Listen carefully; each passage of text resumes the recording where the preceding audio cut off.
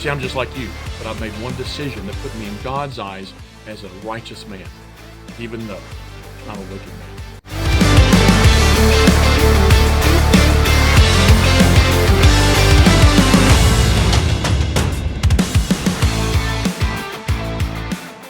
Hi guys, I'm Robert Payne and this is Wicked Man. For those of you who haven't been here before, we started this thing back in December of 21 and we've taken a little break since Easter. We started out by talking about some things, just some things I felt like you guys might want to hear and know. Then we turned into giving evidence of Jesus, and then I've been floored by how many people have said, hey, where's Wicked Man? Where's Wicked Man? I've been watching your videos. I love the stuff you say online. All these things. So we did take a break to try to work on some technical issues and try to improve this a little bit. I do feel like that if I'm going to do something like this for God, I do feel like I need to do it to the best of my ability instead of just sitting up the camera and talking, which is what I was doing before, there's nothing wrong with that. I just feel like God wants me to do a little bit more on it. So as you can see, some of the things here, we fine-tune a little bit. I think you guys are worth it. I know most certainly that God is. So we'll just go from there. But we left off at the end of Easter with the resurrection. The reason being is I feel like that right there is the answer to everything. If Jesus Christ is who he said he was, if he rose again, and is living again, then one, that validates that he's God. It also validates everything in the New Testament. It validates everything in the Old Testament because of fulfilled prophecy. It also validates the fact that you need a Savior. So it pretty much puts it all in perspective. If he died and rose again, that is why we covered so much of the resurrection last time. If you haven't seen that, go to the YouTube channel, Wicked Man Ministries. Plenty of things there. It's about 10 weeks of that sort of stuff. So just check it out. I think we did 5 days of it the week of Easter. So there's a lot of stuff there to check out. Go see what you got there. Anyway, so we've covered that. But now that we've gone from Jesus being the Son of God, you may say, well, I don't even know that I believe in God. Well, that's what we're going to be covering now. I do a thing for colleges. I call it OM question mark, as though we don't know who the G is. So this is kind of what I've done with those schools, what we've been talking about there, and seeing what I've been saying to those people, and then maybe a little bit more enhanced for you guys, because I'm going to spend a little bit more time on the video here to do this in several weeks instead of just a one-time speaking engagement. But anyway, so let's talk about the creation of the universe first, because I can talk about all sorts of other reasons, all sorts of other things about God and his existence, but we got to start at the very beginning. In the beginning, God said, "Let there be light." He started the whole thing. He kicked the ball off, right? The Bible also tells us in John chapter 1 that Jesus, it says the word was, in the beginning was the Word was with God, the Word was God, and nothing was made without him that was made. I like that version, that translation better, because that's very important. Nothing was made that was made. We're going to talk about that in a minute.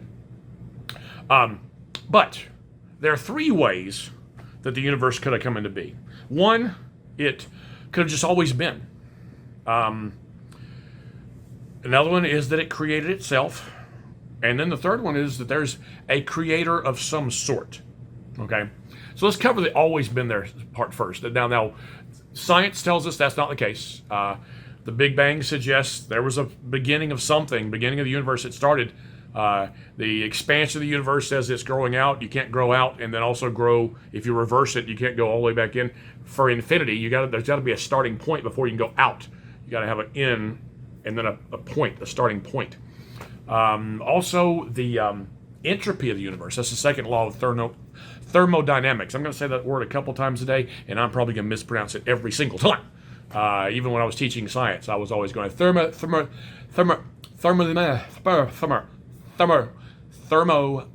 The second law says that the energy is running out. It is the universe is basically winding down, which means it had to be wound up for it to eventually wind down.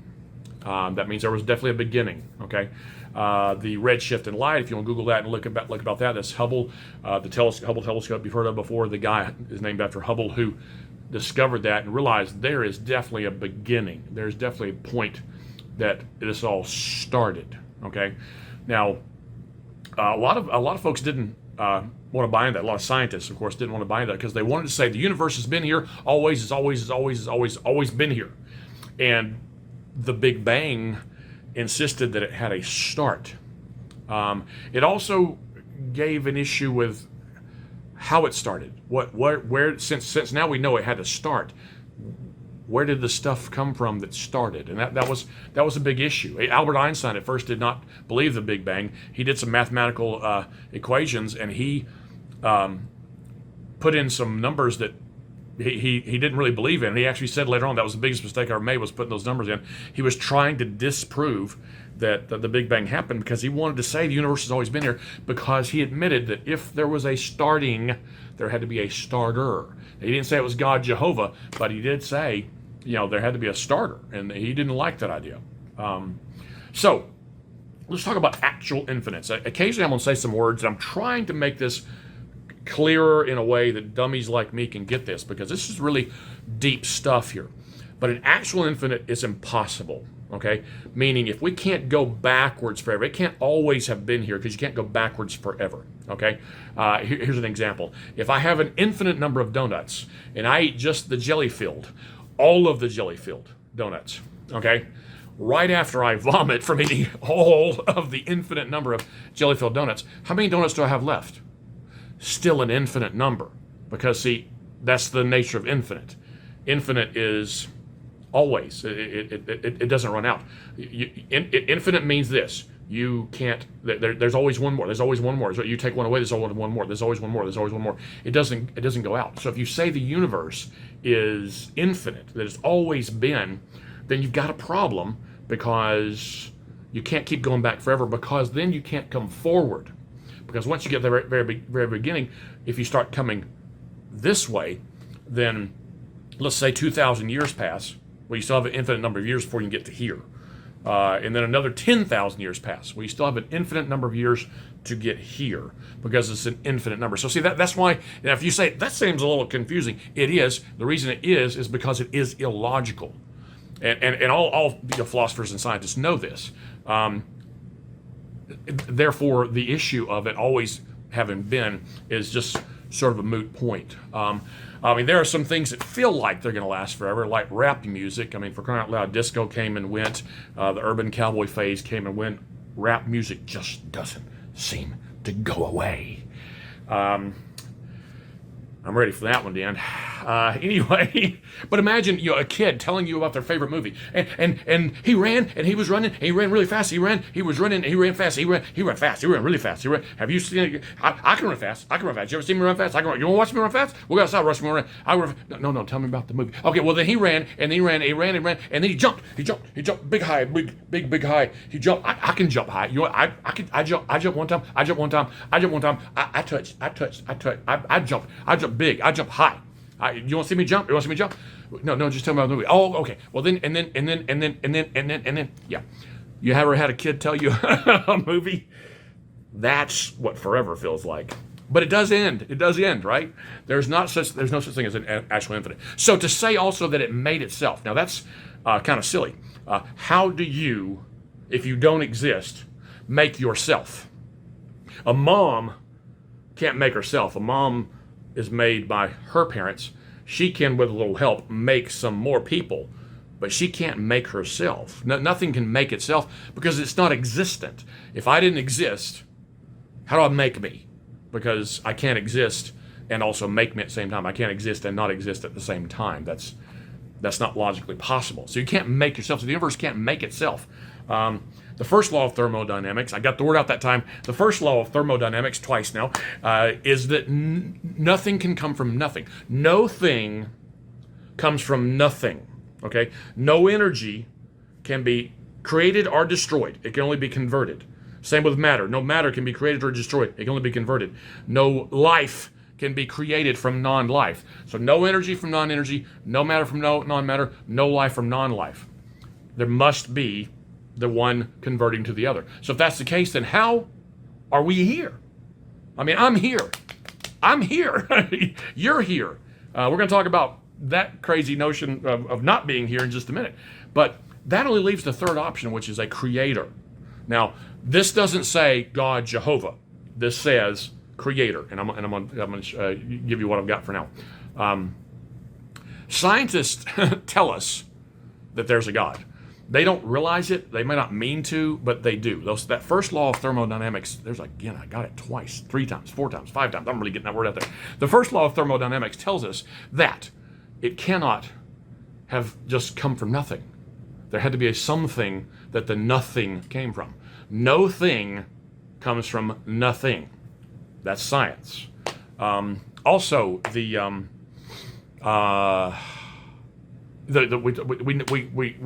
scientists all seem to believe in the Big Bang, that everything, the universe had a start.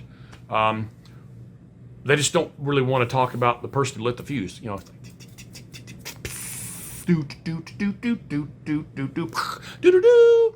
you know, it's a mission impossible for them. They see it as nobody was there doing this.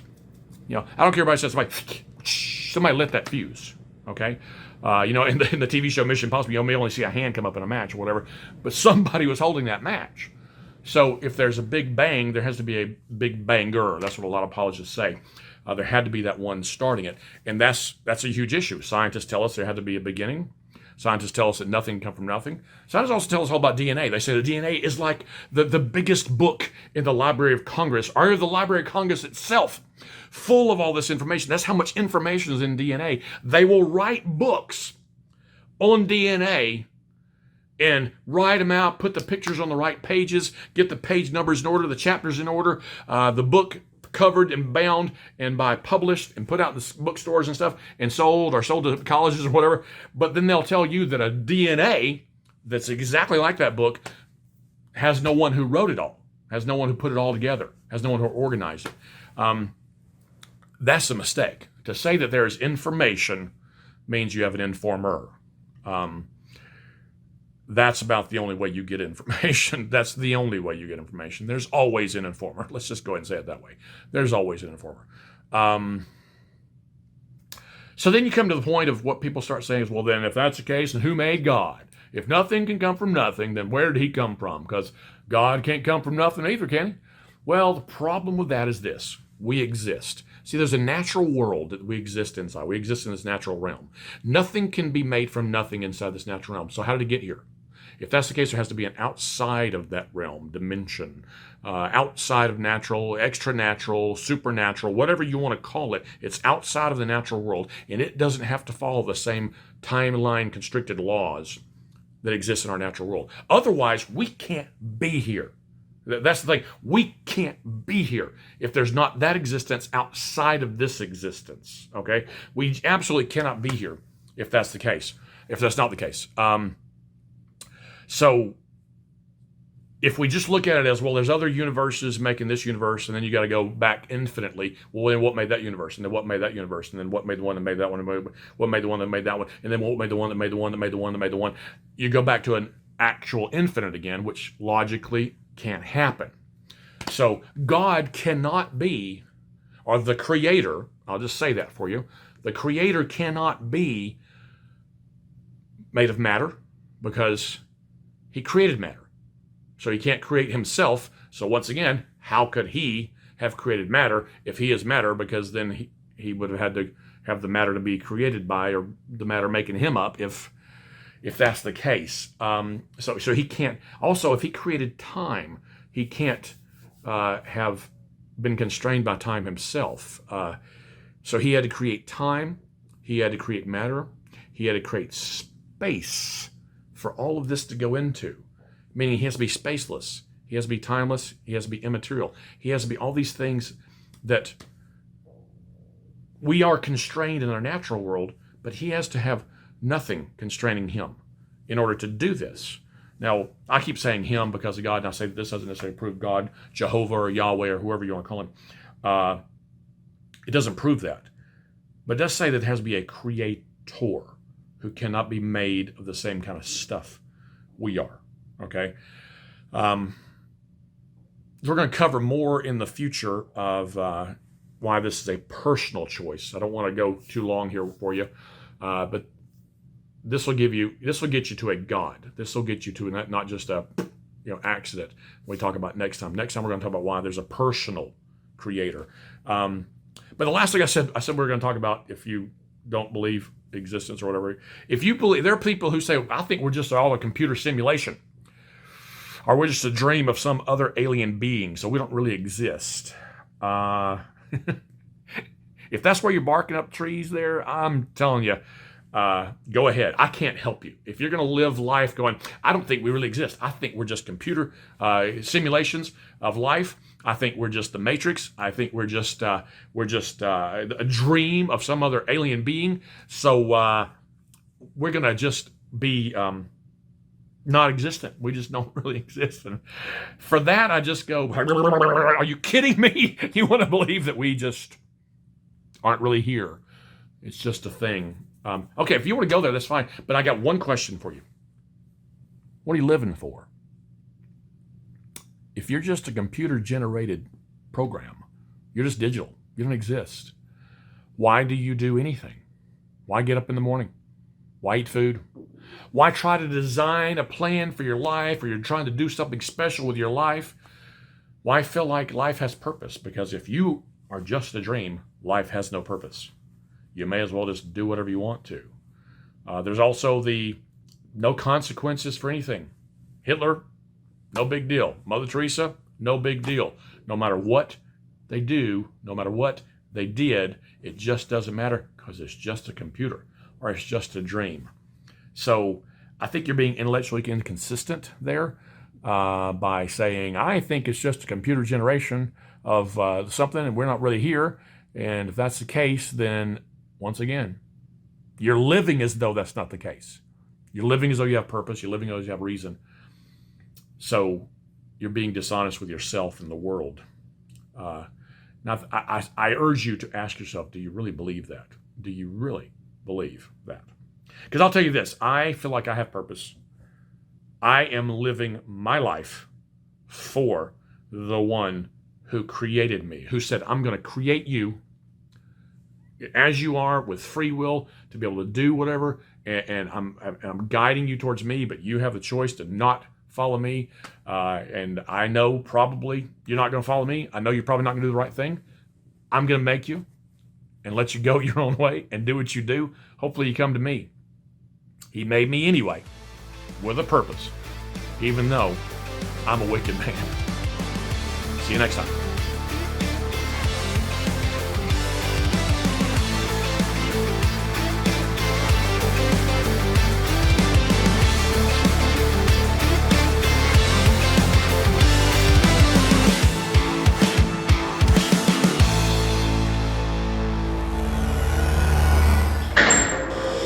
Shield Apologetics.